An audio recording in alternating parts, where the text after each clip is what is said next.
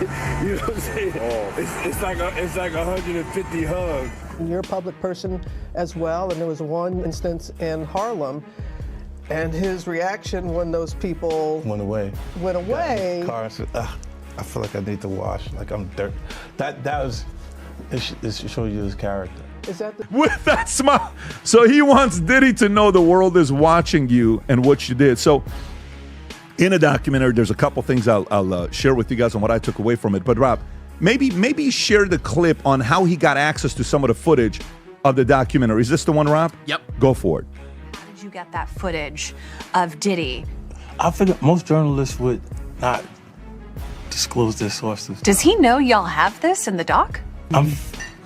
I would doubt he knows. So when this airs, that'll be the first time that his legal team, Diddy, that everybody knows that this footage is now. From the very beginning, the tone is uneasy. A former insider describes moments that should have felt normal, public events, quick greetings, handshakes, but instead left him wanting to wash himself clean. He recalls one moment in Harlem that revealed everything: the smile, the reaction, the way Diddy acted once people walked away. To him, that wasn't just a mood shift, it was proof of character. And that's exactly why 50 Cent wanted the world to see this documentary. Not as entertainment, not as gossip, but as a warning. As a signal that eyes are finally on Diddy, and what once lived in shadows is now being pulled into the light. And then when you continue, there's a part with what he didn't like is that Tupac and Biggie started getting very close because Tupac would allow Biggie to open for him. So you guys have to realize, I had Greg Kading on the show 10 years ago. Greg Kading is the guy that was the lead investigator of Tupac. He was in the documentary as well. He was investigating what happened to, he was investigating what happened to, and Rob, if you can pull up the podcast with he and I, and the way I did it on the board, and I put all the suspects of who it could have been. And then he gets the recording and shows with Keefe D. Keefe D is the guy that was the boss who Diddy allegedly offered $1 million. They said he'll take $1 million to take both of them out. So, and he's saying the recording, he's saying it to the feds. So right here, if you zoom in on this list, Rob, can you zoom in on the list? Okay. So if you zoom in, you see the bottom three names. You see the bottom three names right there? On the right? By his right hand. Tupac? Right there. Yeah, that's Keefe D is right in the middle. Okay. The one to the left is the guy that stole one of the Death Row Records chains. Oh. Zoom in a little bit. You can't do it? Okay, it's all good. No worries. So the guy in the middle is the guy that's having a conversation who says, yeah, he offered us $1 million to take him out. Keefe D.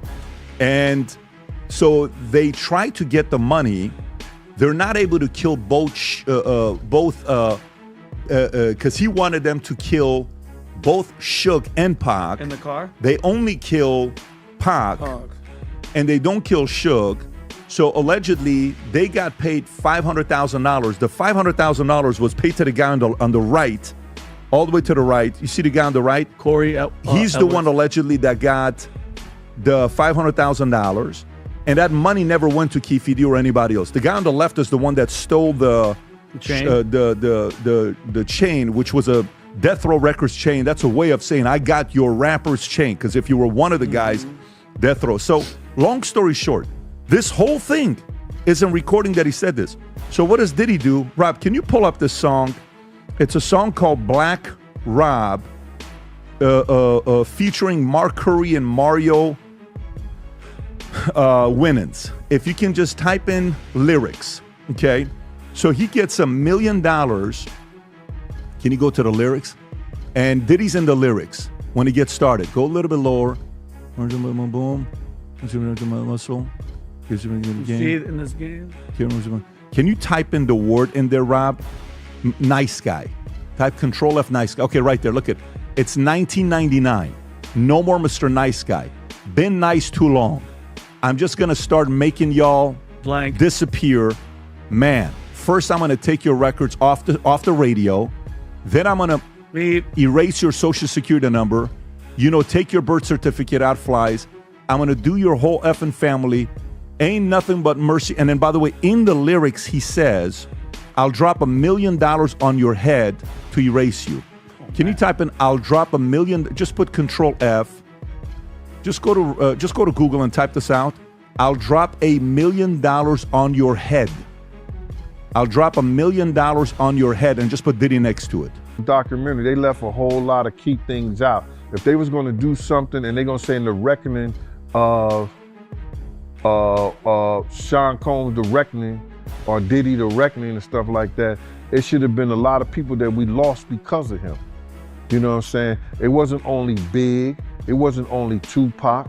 You understand? For the atmosphere that he put those kids in, you got a guy named Anthony Wolf Jones, who was from Bad Boy, from its conception as doing security and being one of the financiers of Puff having to have some money to keep Big and Craig Mack around before he got to Clyde Davis.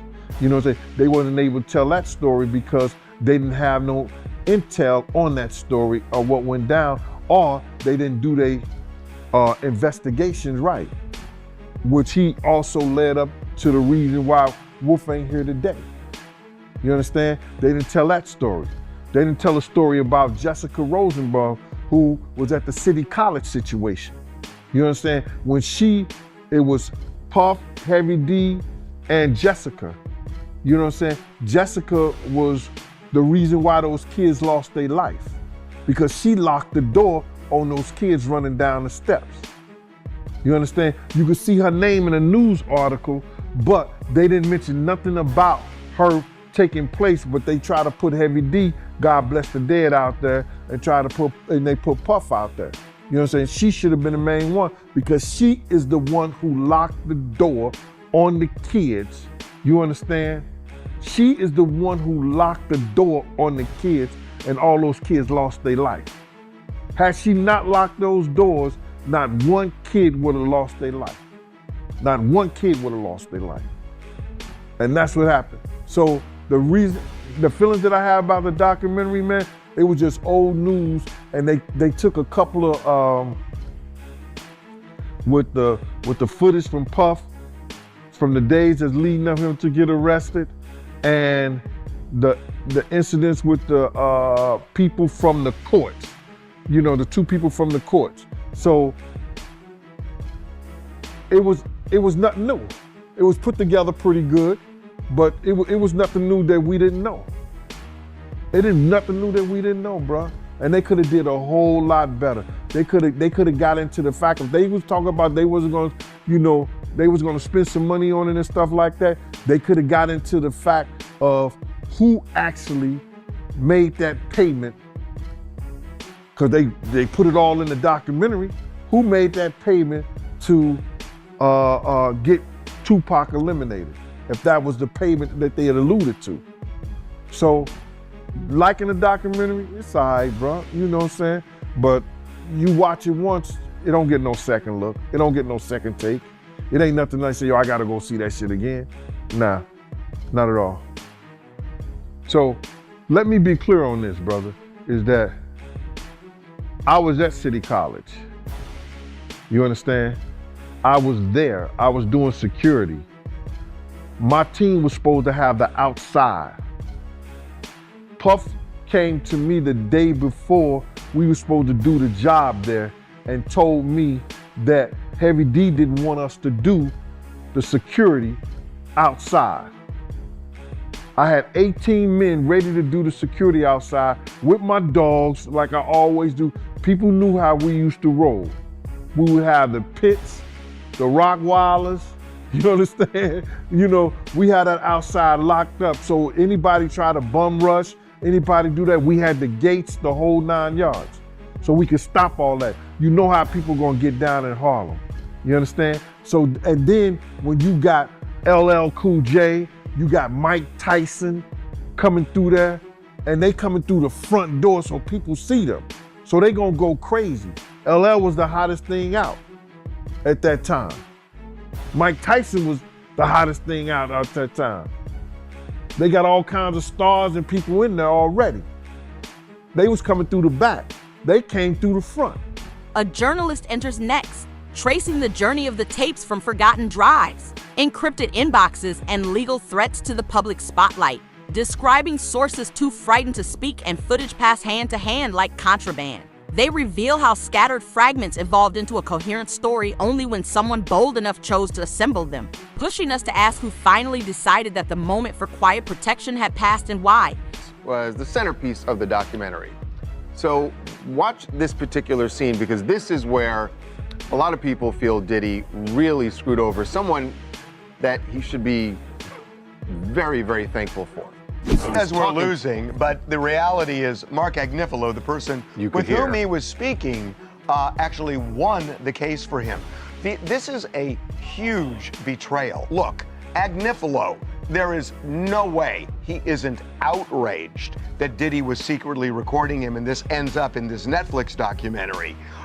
Mark Garagos, who is my co-host on Two Angry Men, he's represented Diddy for years, and his daughter is part of the Agnifilo defense team. And he was involved in all of this. So in this past weekend's podcast, I pushed him to find out how Agnifilo really feels here. And Mark kind of skirted it some, but I think you get the sense. Diddy knew that Mark was being recorded, but Diddy didn't tell Mark. Does Mark feel betrayed by Diddy? I've not talked to Mark about it. What do you think?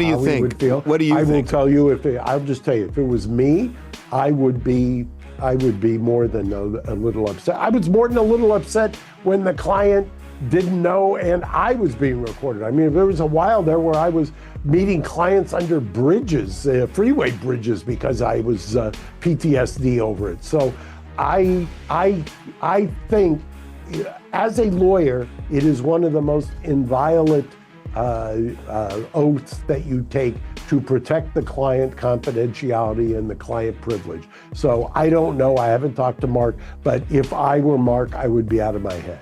Out of my head. It's incredible. Diddy did two things here. Number one, he betrayed Mark Agnifilo, who, to your point, did so much for him. Obviously, without Mark Agnifilo. I saw that today. Somebody sent me that today, man. And my whole thing about it is, Misa, how am I harassing you? I've never harassed you. I've always been a protector of you so far until now. You understand? For you to go and try to snake that whole situation and saying, I'm the reason why you being harassed. No, your ex is the reason why you being harassed. You understand? Your ex is the reason why your son is the way he is. You understand? You know what I'm saying? This is what happened, and I'm gonna let you know. Another YouTuber, one or two, came out and said that Justin is Wolf's father. I mean, Wolf is Justin's father. Another YouTuber came out and said that Wolf is Justin's father. Wolf is a former bodyguard of Bad Boy that was murdered by an associate with BMF. So now, I never said nothing, yay, nay, or whatever. Me and Puff is beefing. You understand? I'm not gonna come out and play Super Saver or anything. You understand? I ain't got nothing to do with it. I might allude to, maybe he is, maybe he ain't. He shoot motherfuckers in the studio. Wolf was that type of dude. So I didn't say nothing. But I know the difference. I know that he wasn't, because they had a blood test. They had they did that paternity test and shit like that to prove that Justin was his son. Puff was mad the whole 9 yards because he had to pay Misa a large amount of child support, which he was starving her at first. He wasn't doing nothing for his son. That's why Suge Knight took that picture of Misa and Justin when he was hugging Misa, saying what the East Coast won't take care of, the West Coast will. You understand? I told everybody about that whole picture, and then everybody said I was lying and shit, and then somebody released Suge in the same clothes that he took that picture in, playing with Justin on the floor. You understand? So now, Misa is mad at me and upset with me because I didn't clarify that. You understand? It wasn't for me to clarify, Misa. I ain't harassed you not one time. I ain't harassed you when you owe me $750. I let it go. You've been having the money allegedly to pay me. You know what I'm saying? You got to deal with MCM. You could have sent me a bag. You could have did anything to make it good. But you just said, F it.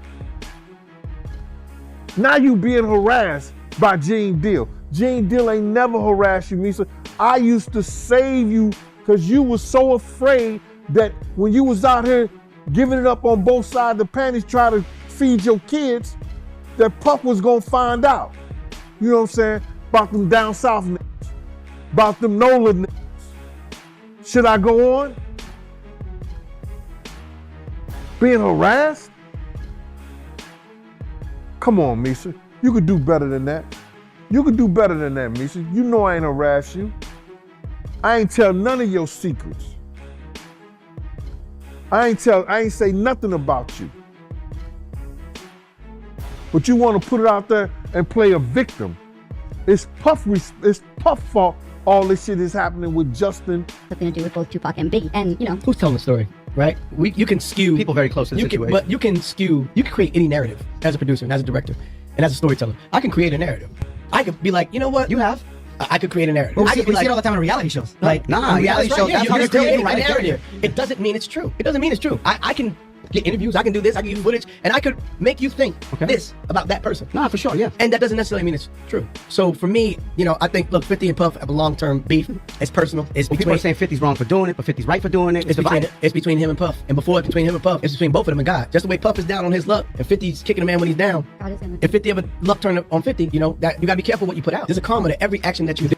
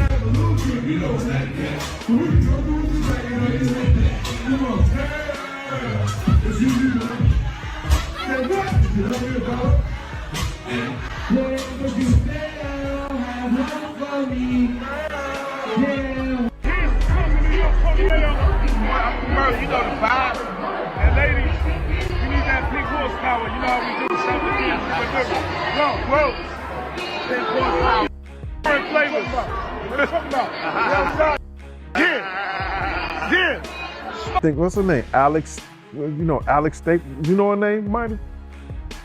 Yo, Mighty, just give me 1 second. Give me 1 second. I'm gonna look this up, all right? Okay. Her name is Alex Stapleton. The director that I spoke to was Alex Stapleton. She was the one who told me that she was the director, she was the producer, whatever, this, that, and the third, the whole 9 yards. And she was talking mad greasy to me. And listen here, it's no matter, after you talk that kind of talk to me, there's no amount of money she could have paid me anyway for me to get in there. You know, my story is more too valuable, you know, getting in depth with this whole stuff, and it would have helped that documentary a whole lot. You know what I'm saying? In actually, they used all the stuff that I told them and did it the way that I was saying do it. Tim Dog started off with the childhood with Puff and the whole 9 yards. Kirk Burroughs do the business part, but they was trying to put people in there like Mark Curry and other people to talk about the streets or what was going on a certain thing, but Mark can only say so much, you know what I'm saying, because he was an artist, so he wasn't with Puff like I was with him during that time when we was running back and forth here and there and the whole 9 yards. So, Miss Alex Stapleton is the one reason why I'm not in the documentary, but it's all right with me. I've been in a lot of documentaries. I did The Shine, I did the A&E, I did the Discovery Channel, I did the Fox. I've been in a whole lot of different documentaries, and I'm always on the art of dialogue. So the people been getting most of the information from here anyway. Yeah, man, you always on here, man. Always got to bring you on. So with that being said, man, I want to get right into the documentary, man. How you feel about the documentary, man? The behind the scenes footage. When asked how the filmmakers even obtained this secret footage, the response was blunt. Most journalists protect their sources. But in this case, Diddy had no idea. The moment the documentary airs will be the moment Diddy's entire legal team realizes this footage exists. This wasn't released casually. This was detonated. Because 50 Cent didn't just drop a documentary. He dropped a threat. Voices inside the film include those who once moved through the peak of Bad Boy, hotel rooms where cameras weren't props but liabilities, studios that went silent the moment Diddy walked in, and parties the industry pretends never happened. People who stayed quiet because truth meant danger and silence meant survival. Then, the documentary dives deeper into the rivalry that defined a generation. Tupac, Biggie, the tension, the jealousy. Tupac allowing Biggie to open for him. Diddy allegedly offering $1 million to have both Suge Knight and Pac taken out. A claim backed by recorded statements from Keefe D, statements he gave directly to federal agents. In the story, only one target died. Only one payment was made. And the money didn't end up where it was supposed to go. Even the music pointed to something darker. Lyrics from 1999 where Diddy declares he'll stop being the nice guy, threatens to erase people, family and all, and openly raps about dropping $1 million on someone's head. Words that seemed theatrical then but sinister now. 50 tries to frame the documentary not as a grudge, but as documentation. Patterns repeating for decades. Rumors resurfacing year after year. And the chilling line. They'll call it beef. I call it evidence. But according to some insiders, the documentary didn't go far enough. They believe entire chapters were left out, people lost, lives damaged, tragedies ignored. Stories like Anthony Wolf Jones, who protected Bad Boy from the beginning, or Jessica Rosenbaum, connected to the infamous City College tragedy, where locked doors led to countless deaths. Stories the filmmakers didn't touch, not because they weren't real, but because they didn't have the intel. Then comes a first-hand voice. Someone who was at City College that night, working security, explaining how proper protection was denied and how chaos erupted as celebrities like LL Cool J and Mike Tyson entered through the main doors instead of the back. He details exactly how disaster could have been avoided and who made the decisions that led to tragedy. A journalist then reveals how the documentary's secret footage actually surfaced. Lost drives, anonymous inboxes, encrypted files, sources too scared to speak aloud. Tapes passed like contraband until someone finally decided the silence had gone on long enough. One scene becomes the emotional centerpiece. The attorney Diddy secretly recorded, Mark Agnifilo, the very man who saved him from a lifetime in prison. Legal experts in the film say the betrayal is enormous. Confidentiality is sacred. For a client to secretly record his own lawyer? Unthinkable. For that recording to end up in a documentary? Devastating. Another industry figure, speaking from the shadows, describes the machinery that protected Diddy for years. Crisis teams, publicists, NDAs, legal walls, an entire ecosystem built not to keep people safe, but to keep a brand untouchable. Near the end, we find a personal confrontation. Rumors, accusations, and resentment boil over. A former associate addresses Misa directly, insisting he never harassed her, never mistreated her, always protected her, until now. He reveals old tensions over paternity rumors, financial disputes, and the infamous photo of Suge Knight holding Justin, used as a jab when child support battles turned ugly. He says he stayed silent for years, even when YouTubers pushed dangerous narratives. And now that she claims harassment, he says he won't accept that. He ends by reminding her of something simple. He didn't start this. He didn't fuel the rumors. And he never owed anyone protection.